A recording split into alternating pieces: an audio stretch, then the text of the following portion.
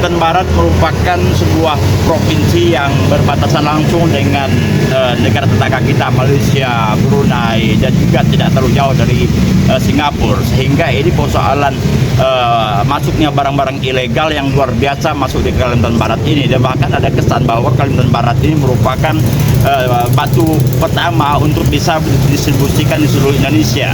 Nah, kata lainnya bahwa untuk mendistribusikan barang-barang ilegal di seluruh Indonesia ini masuknya dari Kalimantan Barat. Pada umumnya seperti itu informasinya.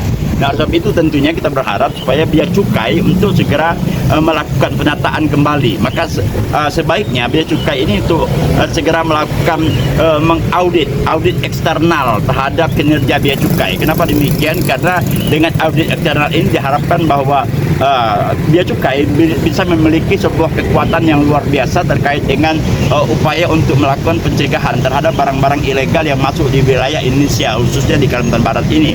Nah, dalam audit intern eksternal ini tentunya yang kita perlukan adalah yang berkaitan dengan SWOT analysis, strength, weakness, opportunity, dan threat analysis.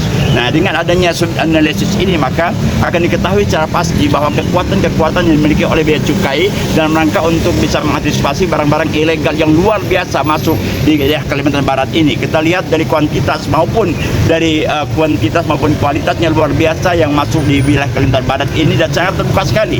Nah, persoalannya juga kita masih banyak juga daerah-daerah yang terbuka sehingga memungkinkan sekali bagi pihak-pihak yang bermain dalam hal-hal ilegal ini bisa masuk dengan leluasa. Oleh sebab itu tentu ini perlu ada dorongan Bea Cukai Kalimantan Barat ini supaya terus meningkatkan kemampuannya baik secara personal maupun juga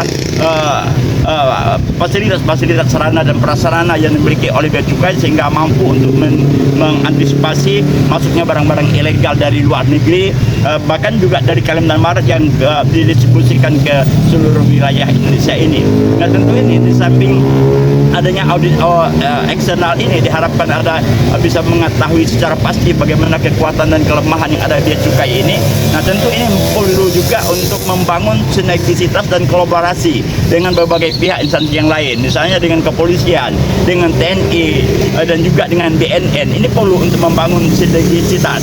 Sebab tidak mungkin Bea Cukai mampu sendirian, maka membutuhkan kinerja yang baik, komunikasi yang baik, membutuhkan kolaborasi dan sinergisitas yang baik dengan TNI, dengan kepolisian dan BNN tentunya. Nah, kita apresiasi pihak-pihak TNI yang selama ini sudah cukup banyak memberikan kontribusi yang luar biasa, melakukan penangkapan, penahanan terhadap barang-barang ilegal yang masuk dari perbatasan.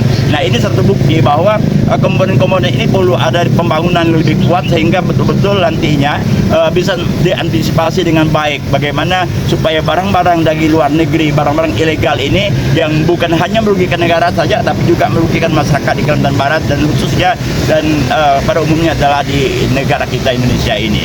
Nah, sekali lagi perlu untuk segera dilakukan audit eksternal terhadap kinerja Bea Cukai sehingga kekuatan dan kelemahannya bisa diketahui dalam rangka untuk mendorong Bea Cukai agar meningkatkan kemampuan yang ke depan. Sekira demikian.